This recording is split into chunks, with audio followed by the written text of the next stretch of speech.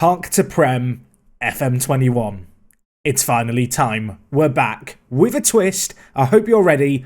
Let's go find ourselves a job, shall we?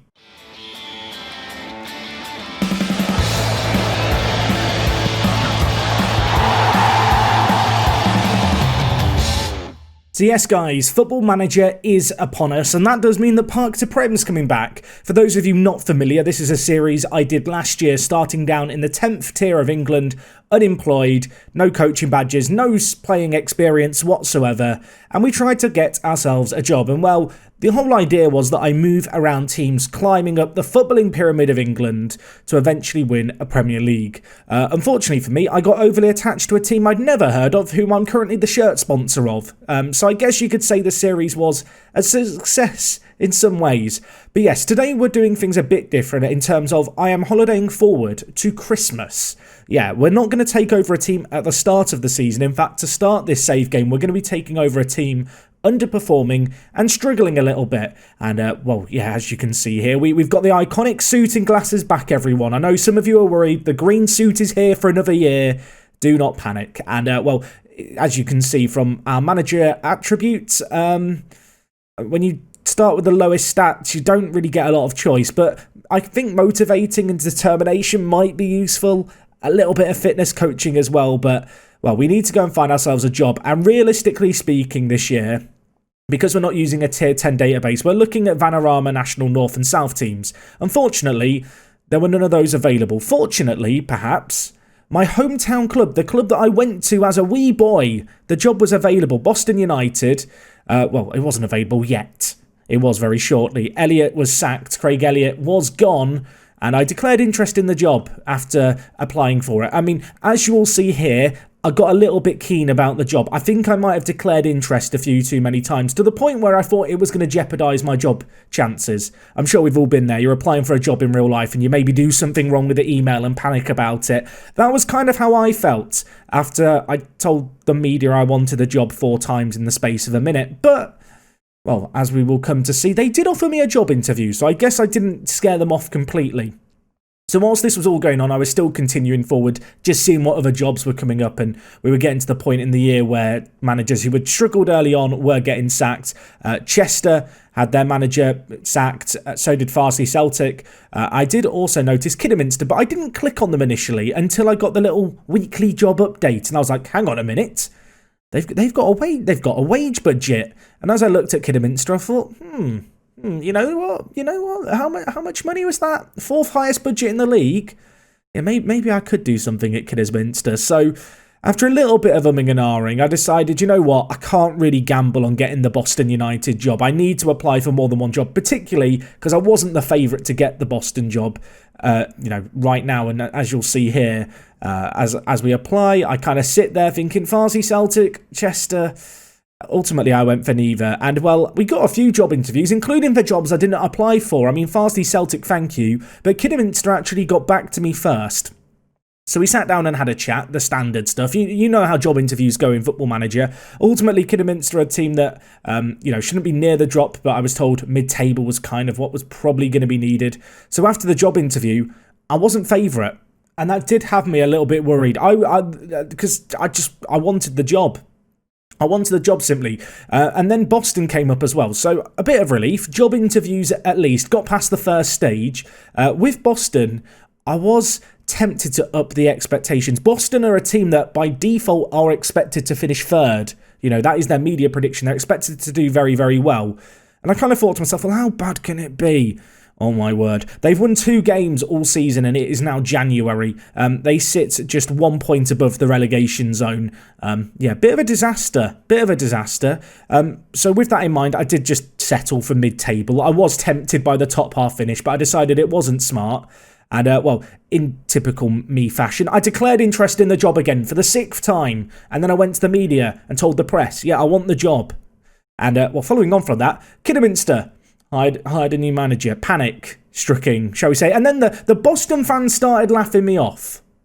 And I'm sat thinking, what if I just can't get a job in the Vanarama National North or South? Maybe I'm just destined not to get a job. Maybe Park to Prem ends in the park. You can see here, still not favourite for the Boston job, but just a few days later, and with not long left to the January transfer window, My hometown club, the club that I went to see as a boy, the town that I was born in, Boston in England. They gave me a job offer, and after a little bit of negotiating, we took them up on it. And, well, this is where we are going to be beginning things. I realised that I said about jumping between clubs this year, and last year I didn't do it, and I've promised to myself I'm going to do it this year. This perhaps isn't the smartest choice of club to do that, but the Pilgrims have hired me.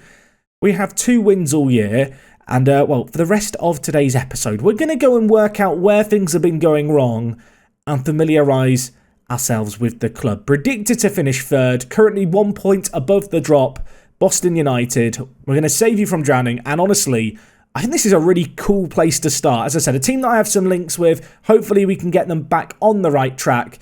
And, well, perhaps most importantly to start this season, just get a win. Well, the Boston fans may have been laughing off my interest. They're not laughing anymore. The Space takes charge at Boston. Oh boy, what a situation we find ourselves in here. Currently down in 19th. I think we might have played a few games since I last looked. So what is the current predicament? Okay, 3 points above the drops. They've actually got another win, everyone. Who did they beat? They beat Filed.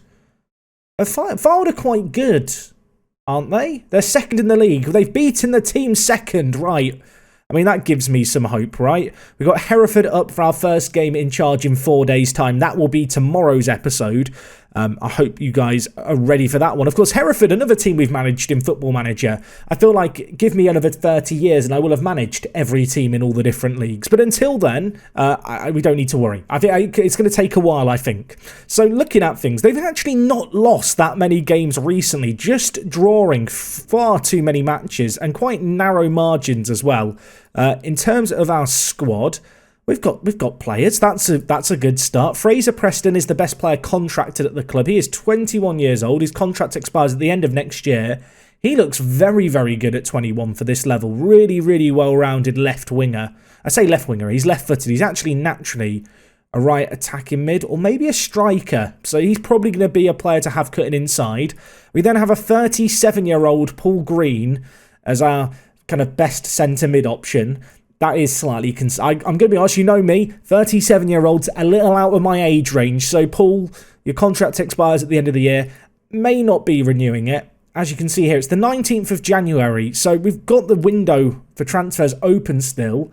I see a problem here. We're actually over the wage budget and we have no transfer budget. That might be something that we need to address. Can we ask for more money? No, we can't. Okay, well, maybe I should have asked for more in the interview, but I just wanted the job, to be honest. I mean, looking at things, the club is in a good spot, like, in terms of everywhere but in the table. Predicted to finish 3rd.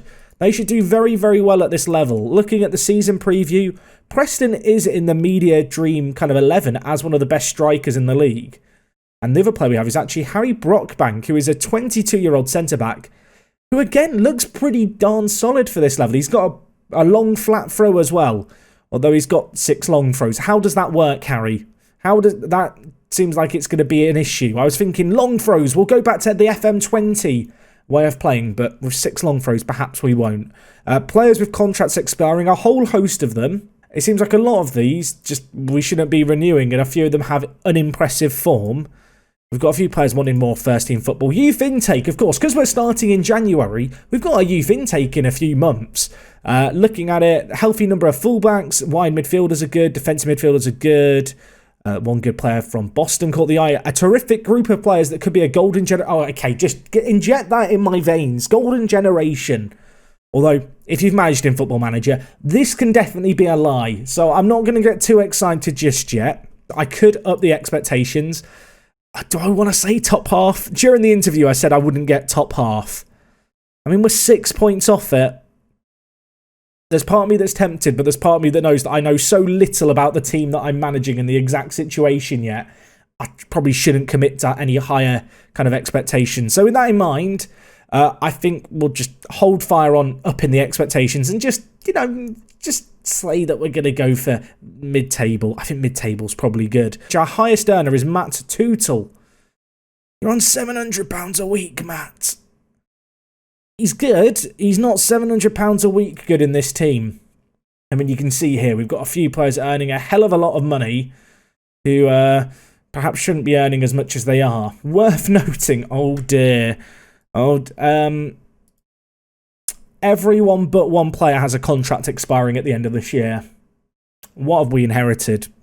What have we inherited? I'm just curious just to look at the league table and look at the actual stats in terms of the stages. Because looking at it, we've only got a -2 goal difference. Like, only conceded 19. Defensively, very, very good. Just not scoring enough right now. So goals, I think, is what we are lacking. And with Preston up top, I mean, surely it's just a case of getting him firing. Where are you, Preston? Preston? He's got 5 goals in 21. I've got to figure things out. Jordan Burrow is the top goal scorer. He looks okay. I mean, the issue I've got kind of looking through this team is lots of okay players, not too many super standout players, but the okay players are probably above average for this league. So with that in mind, I don't feel like there's this mad recovery mission that we've got to get underway with. Just to look at the club vision, we can see here, club culture is play attacking football. We have got FA Cup and FA Trophy expectations, but if I'm not mistaken, we've been knocked out of both already. Yeah, we have. So don't need to worry about domestic cups for the rest of the year. It's all about the league. And while looking at the league here, it is a 42-game season, and we're 18 games in. Now, there is quite a large playoff in the Vanarama National League now. They actually have 6 teams go into it. So there is a chance that we could push towards that. But I think more realistically, to start this year, it's going to be a case of consolidating. I am wondering if there's a few players I would like to offload just to free up some wages. I mean, looking at the average ratings, they don't really inspire confidence. I feel like we've got to just kind of reinvigorate the place. I don't feel like there's that much in the way of changes needed. This is a very good squad. This is a squad that should be doing pretty well. If we just have a look at the hierarchy, we have no team leaders right now, so that's probably another thing to be considerate of. Of course, some players will naturally rise up through the ranks, but a lack of leadership with morale being a little bit, well, potato right now is going to be a little bit of a problem. But generally, players, I mean, their morale's not great because they've been losing games, but there's no reason for any of them to feel particularly unhappy, which I suppose is a small silver lining. Tomorrow will officially be episode 1 of the Boston United leg of Park to Prem. I'm going to go away and work out kind of tactically how we might line up. I'm thinking we have to try and make the most out of Fraser Preston. He's the only player we've got on a contract beyond this year, so perhaps I do need to look at 1 or 2 other players and get them on new deals if I can. But I do sense a quite big rebuild coming in the summer once we've just ensured that we're not going to get relegated this year, which, I mean, because they've won since before I've taken over, makes me feel a little more optimistic about it, I suppose, but we're still at a little bit of risk. We just need to start turning these 9 draws into some wins, and I'm quietly confident we'll start climbing up the league. So anyway, guys, that's going to wrap up everything from me today. I hope you have enjoyed today's episode. Obviously, the first episode with this series is always a case of kind of working out where we're going and what the situation is that we're in, laying down the foundations. Tomorrow, we will pick things up as Boston United manager. Let's make this a special year with Park to Prem. If you have enjoyed today's video, do drop a like on it. Make sure to subscribe if you're new. Videos will be coming up each and every day with this series throughout the FM21 launch window and beyond. And well, until next time, it is me, Jack, and I will talk to you guys in a bit. I'm out.